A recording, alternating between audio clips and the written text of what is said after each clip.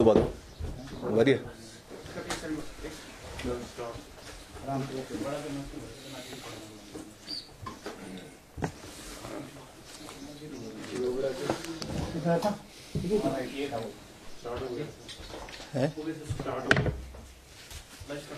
Okay.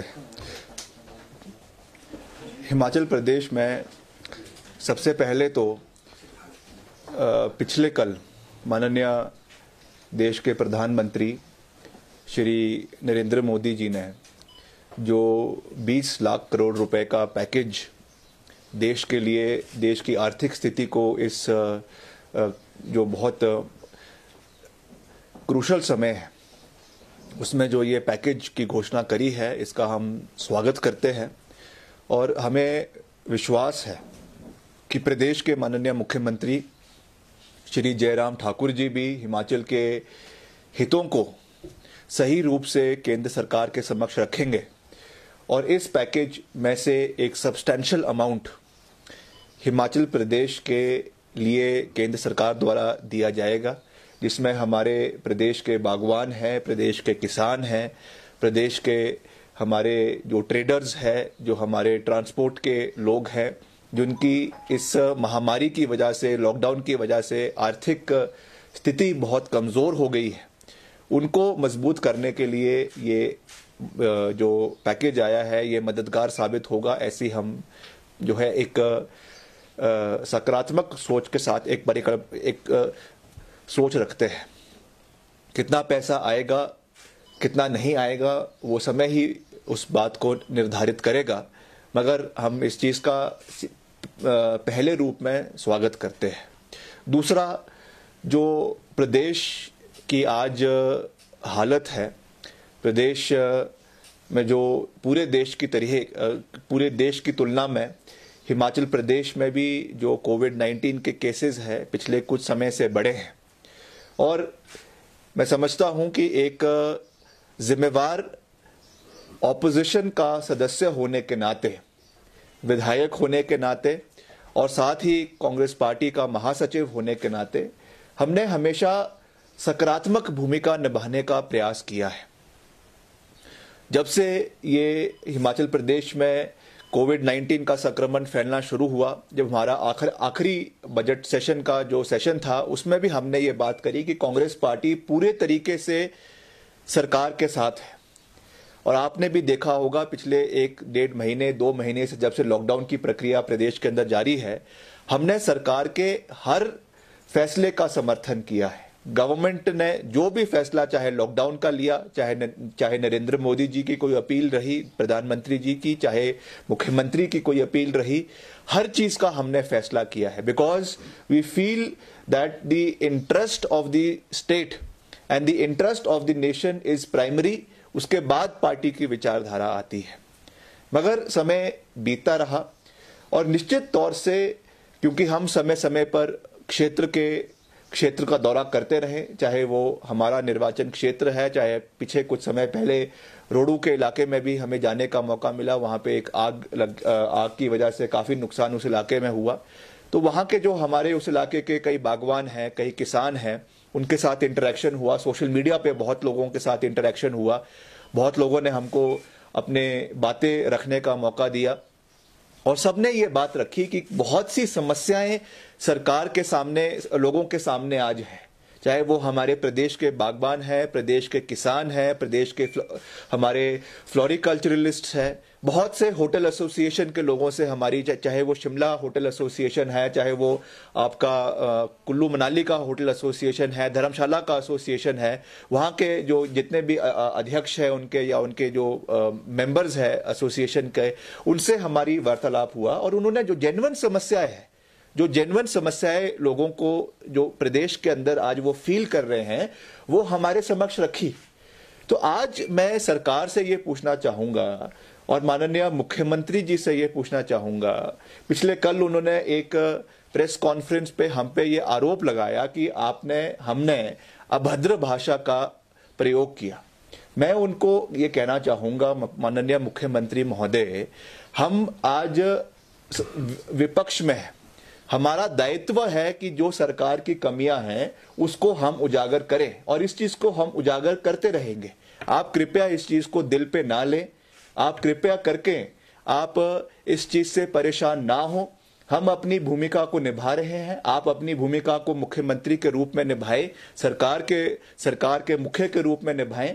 और हमने पहले से ही ये बात कर ली है कि हम आपके साथ खड़े हैं, मगर निश्चित तौर से जब कोई कमियां हमको जमीन स्तर पे देखने को मिल रही हैं, चाहे जैसा मैंने कहा बागवानों की समस्या है, पेटियों की समस्या बहुत लोगों को आ रही है, आने वाले समय में अभी इसका प्लम का और चेरी का उत्पादन शुरू हो चुका है, उसके लिए पेटियों की समस्या आ रही है, आगे मार्केटिंग की समस्या आनी है। अगर विपक्ष इन मुद्दों को नहीं उठाएगा, अगर हम इन मुद्दों को नहीं उठाएंगे, अगर आप ये एक्सपेक्ट करते हैं कि हम सरकार की हर बात पे तालियां बजाते रहे, तो लोगों की आवाज को सरकार के समक्ष कौन उठाएगा? This is the responsibility of the opposition कि कोई कमियां अगर सरकार की है तो उसको हम लोगों के बीच में रखें।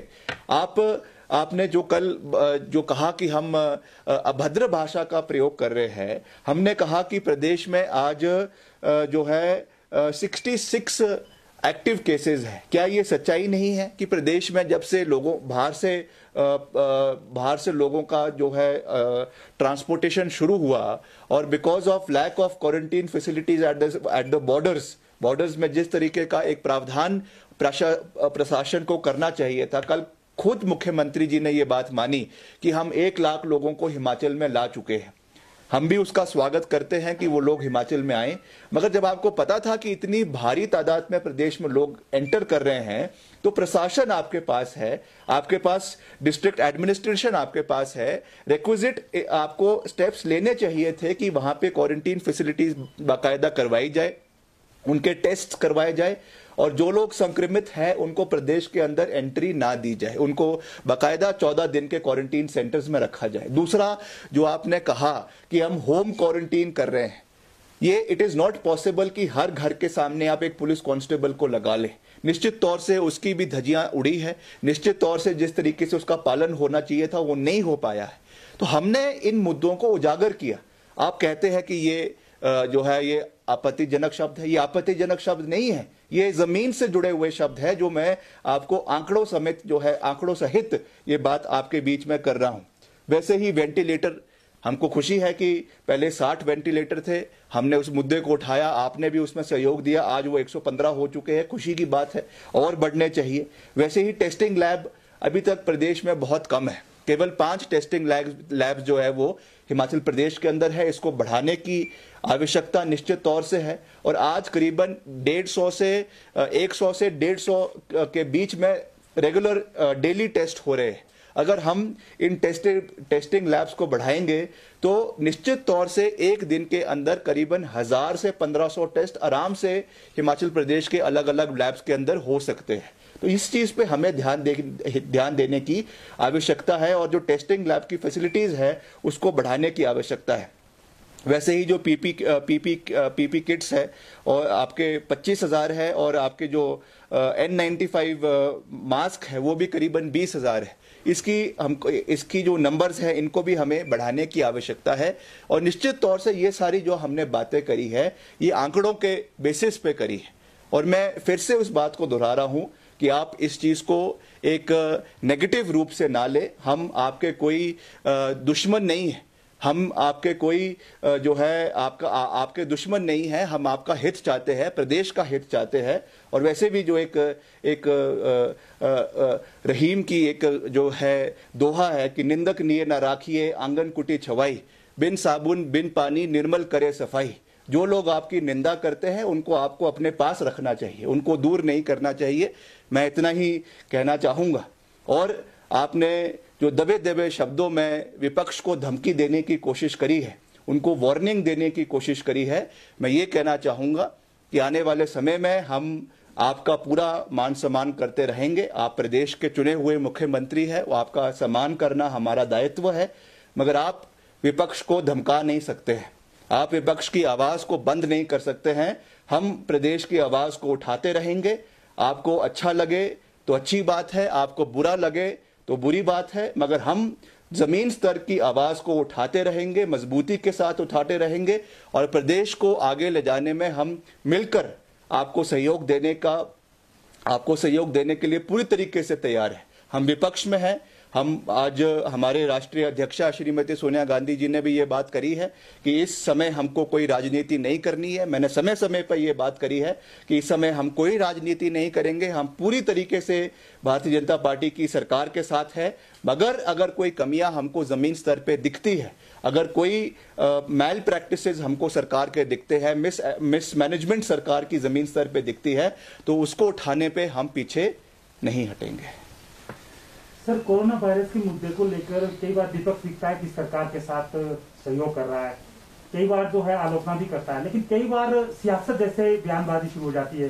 क्या लगता है विपक्ष और सरकार की जो भाजपा के भी मुख्य नेता है राजनीति करना शुरू कर दी है क्या कोरोना वायरस? अगर हमारे हिमाचल में स्थिति थोड़ी संतोषजनक है तो सियासत ही हो गई है।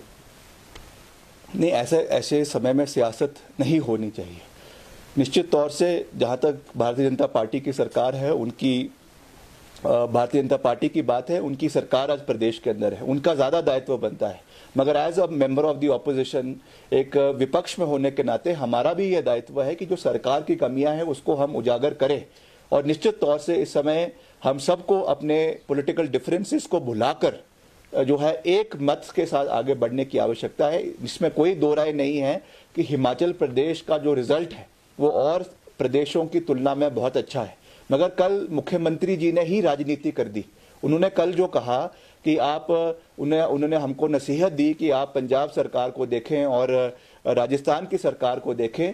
उन्होंने उसमें गुजरात सरकार की बात क्यों नहीं करी? गुजरात के जो आज हालात है, आज गुजरात में जो इसके केसेस बढ़ रहे हैं, कोई मेडिकल फैसिलिटीज वहां पे नहीं है, जो वहां के आंकड़े जो है पंजाब और राजस्थान से डबल है। तो ये राजनीति मुख्यमंत्री जी की ओर से भी हो रही है। तो मैं उनसे आज इतना ही कहना चाहूंगा कि हमको इस समय कोई पॉलिटिक्स नहीं करनी है। हम आपके साथ खड़े हैं, मजबूती के साथ खड़े हैं, मगर निश्चित तौर से अगर हमको कोई कमियां दिखती है तो उसको उठाना हमारी रिस्पॉन्सिबिलिटी है और उसको हम जरूर उठाते रहेंगे। तो विपक्ष ने कई बार चिट्ठी लिखकर भी सरकार को अवगत करवाया है और साथ ही साथ आपको बयानबाजी भी होती है, उसमें भी कहीं ना कहीं कोशिश की दिखाई देती है कि आप सुझाव दे रहे हैं। तो कहीं मुख्यमंत्री को ये तो नहीं लग रहा है कि विपक्ष जो है विपक्ष में बैठकर पूरी जानकारी झाड़ रहा है और प्रैक्टिकल जो करने का है वो काफी हद तक अलग होता है? तो कहीं उसी को लेकर स्वाभिमान पे चोट तो नहीं लगी है? ये देखिए, ऐसा है, अगर उनको लग रहा है कि वही अंतर्यामी है या सरकार में बैठे लोग ही अंतर्यामी हैं, तो ऐसे तो काम नहीं चलेगा।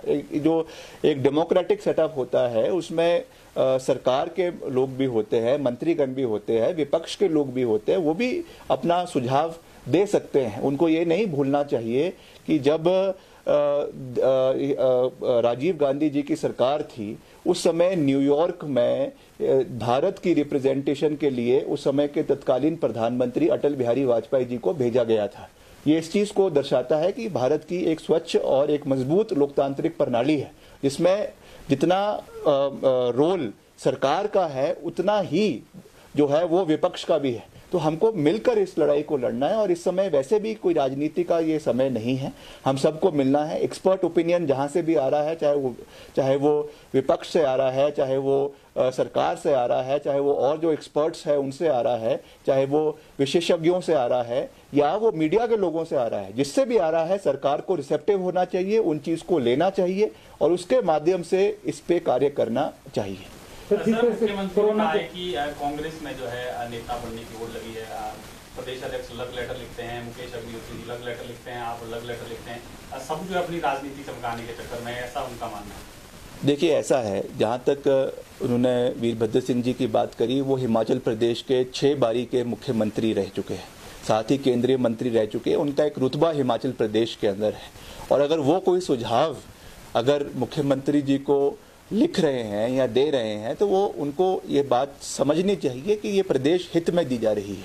और जहां तक मुकेश अग्निहोत्री जी ने दी है, वो एक नेता प्रतिपक्ष है, हिमाचल प्रदेश में विधानसभा के विपक्ष के नेता, इलेक्टेड नेता है, उनका अधिकार है कि वो सरकार को ये दे सकते हैं। और दूसरा पार्टी के अध्यक्ष ने दिया है, वो कांग्रेस पार्टी जो हिमाचल प्रदेश में second largest party Himachal Pradesh के अंदर है, उनके अध्यक्ष है, उन्होंने ये दिया है। तो सबने अपने अपने सुझाव दिए हैं। ये तो मुख्यमंत्री जी पे है कि उनको किसका सुझाव लेना है, किसका नहीं लेना है, मगर हमें इस समय कोई राजनीति नहीं करनी है। मगर निश्चित तौर से पार्टी के आला कमान है, वरिष्ठ नेता है, वो कोई सुझाव दे रहे हैं तो एक पॉजिटिव रूप के लिए दे रहे हैं, उसको लें और उससे प्रदेश हित में मिलकर हम कार्य करें। सर, जिस तरह से कोरोना वायरस की कैसी दौर बढ़ रहे हैं, कितना चिंताजनक है प्रदेश के लिए? ये निश्चित तौर से चिंताजनक है और निश्चित तौर से हमको इस पे, जैसा मैंने कहा कि पहले तो कोई राजनीति नहीं करनी है। दूसरी बात, जो प्रदेश के बाहर से लोग हिमाचल के अंदर लाए जा रहे हैं उनके लिए क्वारंटीन फैसिलिटीज जो है मजबूत तरीके से उसको इम्प्लीमेंट करने की आवश्यकता है। और टेस्टिंग, मैं फिर से इस बात को कह रहा हूं कि आज जो टेस्टिंग हिमाचल प्रदेश के अंदर हो रही है, 5 हमारे पास टेस्टिंग लैब्स है और करीबन 100 से 250 टेस्टिंग डेली हो रही है, उसको हमको बढ़ाकर कम से कम 1000 टेस्टिंग डेली हिमाचल प्रदेश के अंदर होनी चाहिए। तभी जाकर हम इसको सही रूप से रोक सकते हैं। और जो खास रूप से इसके हॉटस्पॉट्स हैं, खास रूप से जो लाल डिस्ट्रिक्ट्स हैं, उन जगहों में हमको जो है ज़्यादा सख्ती बनाने की आवश्यकता है। इसमें कोई दो राय नहीं है कि हिमाचल प्रदेश की स्थिति और राज्यों से बहुत अच्छी है, मगर तब भी हमको इस पे बहुत जो है सोच समझ के आगे आने वाले समय में कदम उठाने हैं और मिलकर इस लड़ाई के खिलाफ लड़ना है। और सर, लॉकडाउन 17 अप्रैल को खत्म हो रहा है, अब क्या मानते हैं, 18 मई को खत्म हो रहा है, क्या मानते हैं अब आगे लॉकडाउन बढ़ाया जाना चाहिए और जो ढील इस वक्त चल रही है 7 घंटे की, क्या उसको या कम किया जाना चाहिए आपके नजरिए में, या बढ़ाया जाना चाहिए, किस तरह से? नहीं, हमारा ये मानना है, देखिए कि अब ये इसमें कोई दो राय नहीं है कि it is a way of life. अब जो ये एक महामारी का जो एक परिस्थिति पूरे विश्व में है, ये एक वे ऑफ लाइफ बन चुकी है। हमको इसके साथ जीने की आवश्यकता है, इसके साथ अपने जीवन को बदलने की आवश्यकता है। और निश्चित तौर से अगर हम कंटिन्यूसली लॉकडाउन में रहेंगे वो भी इसका हल नहीं है। हमको आने वाले समय में निश्चित तौर से ग्रेजुअल लॉकडाउन को कम करने की आवश्यकता है और जो हमारी इकोनॉमिक एक्टिविटीज़ है उसको प्रदेश के अंदर बढ़ाने की आवश्यकता है। ऐसा ना हो कि हम लॉकडाउन से लड़ते लड़ते जो है यहाँ के लोग और देश और प्रदेश के लोग जो है भूखमरी की वजह से मरना शुरू हो जाए या उनकी हालत बहुत ख़राब हो जाए। तो हमको अपनी इकोनॉमिक एक्टिविटीज़ को भी शुरू करना है और इसमें मुख्यमंत्री जी ने अच्छे कदम उठाए हैं, उनका हम इसके लिए स्वागत भी करते हैं। कई इंडस्ट्रीज शुरू हो चुकी है, मगर ख़ास रूप से मेरा उनसे फिर से ये निवेदन रहेगा कि प्रदेश में जो हमारा 3 मुख्य बिंदु है, जो हमारे हॉर्टिकल्चर, एग्रीकल्चर और टूरिज्म, ये 3 चीज़ जो है हमारी अर्थव्यवस्था को हिमाचल प्रदेश के अंदर डिफाइन करती है। इनको मजबूत करना, इनको स्ट्रेंथन करना बहुत ज़्यादा आवश्यक है।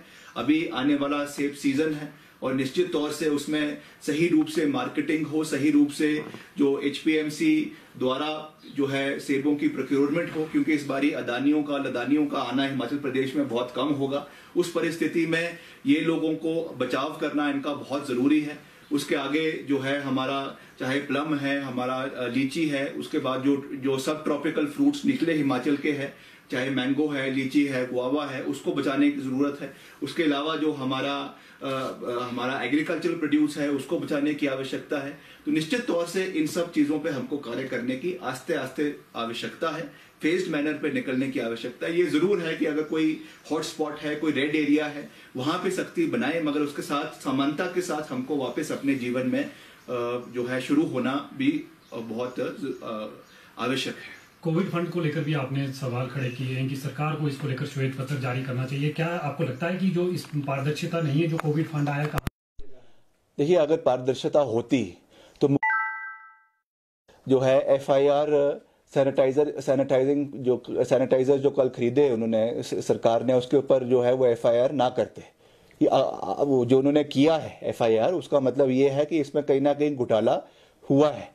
और निश्चित तौर से इसमें क्या बुरा है, हम ये कह रहे हैं कि जितना भी पैसा आपको कोविड फंड में आ रहा है उसका आप एक वाइट पेपर जारी करिए कि हमको इतना पैसा इन लोगों से आया है, बल्कि उनका धन्यवाद भी हो जाएगा। जिन लोगों ने पैसा दिया है उनको भी धन्यवाद हो जाएगा सरकार द्वारा, और साथ ही साथ लोगों को ये पता होगा कि हमने कहाँ ये पैसा, कितना पैसा आया है और किन किन सेंटर्स पर आपके जो आपने डेजिग्नेटेड सेंटर्स बनाए हैं या अस्पताल बनाए हैं कोविड इसके लिए, कोविड के लिए, वहां पे कितना पैसा दिया जा रहा है, कितना पैसा सैनिटाइजर के लिए खर्चा जा रहा है, कितना पैसा आपके मास्क के लिए खर्चा जा रहा है, कितना पैसा पीपीई किट के लिए खर्चा जा रहा है। देयर शुड बी कंप्लीट एक वो उसमें पारदर्शिता रहनी चाहिए। और ये तो हमको बिना बोले मुख्यमंत्री जी को पहले ही ये कदम उठा लेना चाहिए था कि उनके ऊपर या सरकार के ऊपर कोई उंगली इस समय ना उठा सके।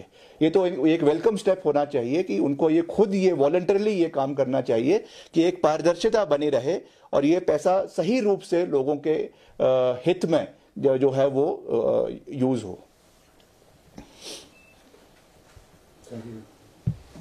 ठीक है।